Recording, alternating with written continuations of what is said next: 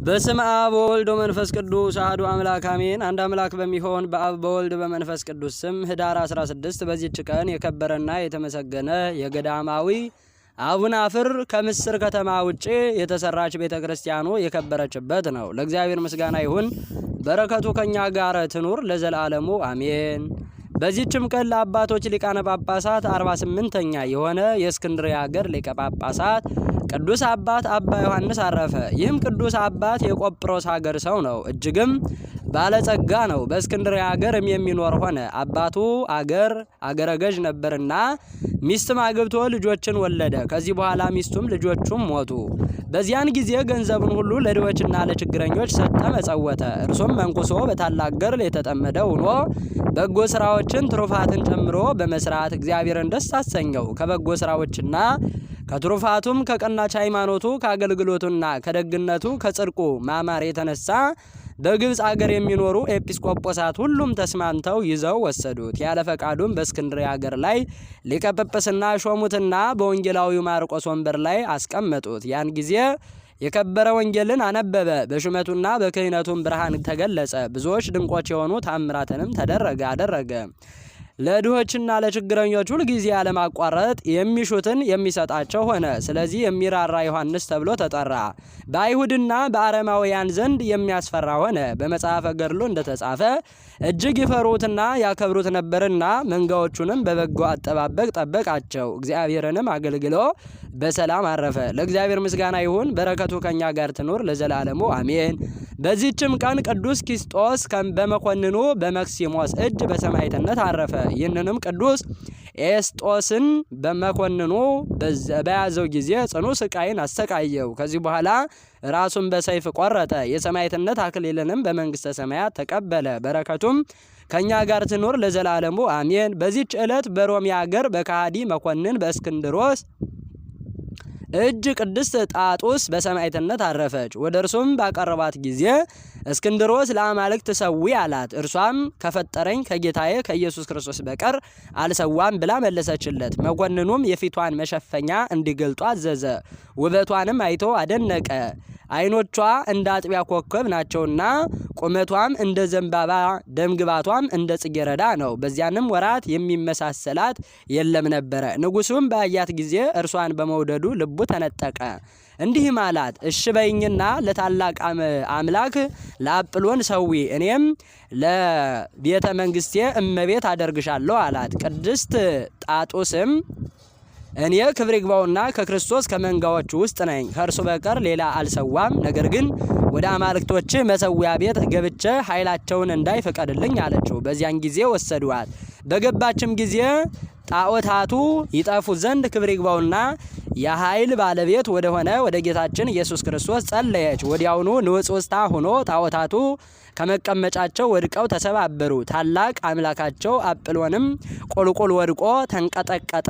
ከጣዖቱ አገልጋዮችም ብዙዎቹ ሞቱ። በአጵሎን ላይ አድሮ የሚኖር ርኩስ መንፈስ እንዲህ ብሎ ጮኸ፣ ጣጡስ ወይ እኔ ካንቺ ጋር ምን አለኝ? አንቺስ ከኔ ምን አለሽ? እነሆ ማደሪያዬን ቀጠቀጥሽ፣ ከእርሱ አውጥተሽኛልና። ንጉሱም ይህንን አይቶ ተቆጣ። በግንባሯም ደፍተው በበትሮች እንዲደበድቧት ባለንጋዎችም እንዲገርፏት አዘዘ። ከስጋዋም በወተት አምሳል ነጭ ደም ፈሰሰ። ወደ እግዚአብሔርም በለመነች ጊዜ የሚደበድቧትን የእግዚአብሔር መላእክት የሚያሰቃያቸው ሆኑ። ቅድስት ጣጦስን ግን ስቃያቸው የማይነካት ሆነ። ሁለተኛም ለተራበ አንበሳ እንዲጥሏት ንጉሱ አዘዘ። አንበሳውም በደረሰ ጊዜ በፊቷ ሰገደላት፣ እግሮቿንም ትቢያ ላሰ።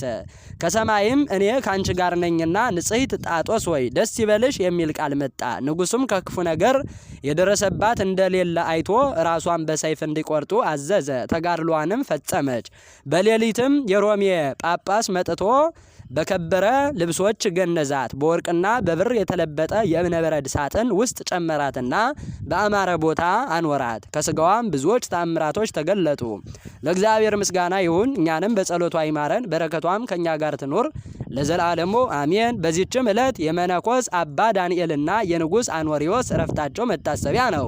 ይህ አባት ዳንኤል ታላቅ ገድለኛ ነው። እንጀራን አሳንም ቢሆን ማረንም ዘይትንም ቢሆን ከብቻው ቅጠል በቀር ሳይቀምስ 40 ዓመት ተኩል በአስቄጥስ ገዳም ኖረ።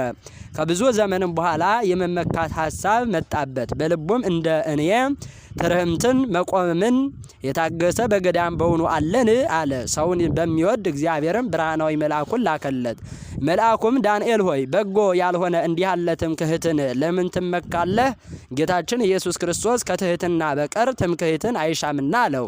አባ ዳንኤልም መልአኩን ጌታዬ ከኔ የሚሻል አለ ንገረኝ፣ ወደ እርሱ ሂጄ አየው ዘንድ በመመካቴም ወደ ፈጣሪዬ እለማመጥ ዘንድ አለው። መልአኩም ንጹሕ ቅዱስ እግዚአብሔርን የሚፈራ ሰው ከሮሜና ከቁስጥንጥንያ ንጉሥ አኖሪዎስ በመንግሥተ ሰማያት ባልንጀራህ ነው አለው። አባ ዳንኤልም በሰማ ጊዜ በምድር ላይ ተደፋ፣ በራሱም ላይ አመድ ነስንሶ ክብር ይግባውና በአምላካዊ ጥበብ ወደ ሮሜ ሀገር አድርሶ እርሱን አኖሪዎስን ያሳየው ዘንድ ጌታችንን ለመነው። እንዲህ ሲጸልይ ደመና መጣች፣ ተሸከመችውና ከሮሜ ንጉሥ ከአኖሪዎስ ቤተ መቅደስ ደጅ አደረሰችው። የንጉሱም አኖሪዎስንም ረዳት አገኘው። ረድኡም እጅ ነስቶ ከእርሱ ቡራኬ ተቀበለና አባቴ ሆይ ወደዚህ የመጣህበት ጉዳይ ምንድን ነው አለው። አባ ዳንኤልም ልጄ ሆይ የሚቻልህ ከሆነ ከሀገሩ መኳንንት ወደ አንዱ አድርሰኝና ወደ ንጉሱ እንዲያስገባኝ አለው። ረዳቱም እኔ ባስገባህ መግባትን አትሻምን አለው። ልጄ ሆይ እሻለው፣ አስገባኝ፣ እግዚአብሔር ይባርክህ አለው። ዳግመኛም ረድኡ አባቴ ሆይ ሟች የሆነ ንጉስን በማየት ምን ታገኛለህ አለው። አባ ዳንኤልም ፈጣሪዬ ባያዘኝ ወደዚህ ባልመጣሁ ነበር አለው። ረድኡም ለጌታዬ የሚሻውን እስከምገዛ ጥቂት ታገሰኝ አለው። በዚያን ጊዜ አምባሻ፣ ጨውና መጻጻ የጎመን ቅጠልም ገዝቶ ወደ ጌታው ወደ ንጉሱና ወደ መምህሩ አውሎጌዎስ ወሰደው። አባ ዳንኤልንም በውጭ ተወው። ንጉሱም ረዳቱን አንተ አላዋቂ ነህን? አባ ዳንኤልን በውጭ የምታስቆመው አለው። ይህንንም ብሎ ንጉሱ ከመምህሩ ከአውሎጊዮስ ጋር ወጣ። ለአባ ዳንኤልም ሰገዱለት። ሰላምታም ተሰጠጣጥተው ወደ ቤተ መንግስት አስገቡትና በአንድነት ተቀመጡ። 9 ሰዓትም በሆነ ጊዜ ረዳቱ የሚበሉትን አቀረበላቸው። በአንድነትም ተነስተው ጸለየው። አባ ዳንኤልም እንዳይታመም እንጀራ መብላትን ፈርቶ ጌቶች እንጀራ ባለመብላቴ በእኔ ላይ አታጉረምርሙ፣ እንዳልታመም ፈርቼ ነው እንጂ በትዕቢት አይደለም አላቸው። ቅጠልንም ሰጡት። ማዕዳቸውንም ፈጽመው ጸሎትን ጸለዩ። ከዚህ በኋላ ንጉሥ አኖሪዎስ አባ ዳንኤልን ስላመጣጡ መረመረው። አባ ዳንኤልም ወንድሜ ሆይ የሚቻልህን ከሆነ ወደ ንጉሱ አስገባኝ፣ በጌታ ክርስቶስ ትእዛዝ መጥቻለሁና አለው። ንጉሱም ነገ አስገባለሁ አለው። በማግስቱም አኖሪዎስ ዓይን የሚበዘብዝ ልብሰ መንግስቱን ለብሶ በዙፋኑ ላይ ተቀመጠ። አባ ዳንኤልንም አስገቡት።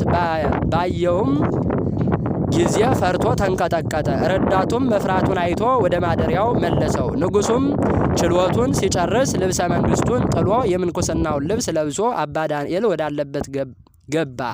አባ ዳንኤልም ባየው ጊዜ ወንድሜ ሆይ በልቤ ያለውን ነግሬው ወደ ቦታዬ መለስ ዘንድ ወደ ንጉስ ለምን አላስገባኝም አለው። አኖሪዎስም አባቴ ሆይ አልገባህምን? ለዚች ምድር ንጉስ ብለው የሰሙኝ በኃላፊ ዙፋንም ላይ ተቀምጬ ያየኸኝ እኔ አኖሪዎስ ነኝ አለው።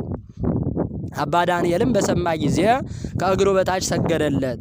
አኗኗሩን ሁሉ ይነግረው ዘንድ ክብር ይግባውና በጌታችን ስም አማጸነው። ንጉሱ አኖሪዎስም በእጅ ስራው ደክሞ ከሚያገኘው በቀር ይህንንም ሰሌን መታታት ነው።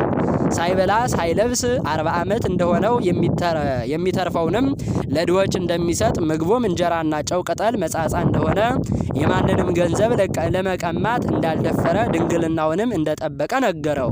አባ ዳንኤልም ከእግሩ በታች ወድቆ በአንተ ላይ ስለተመካሁ ይቅር በለኝ አለው። ከዚህ በኋላ አባ ዳንኤል ፈጽሞ እያዘነ ወደ ቦታው ተመለሰ።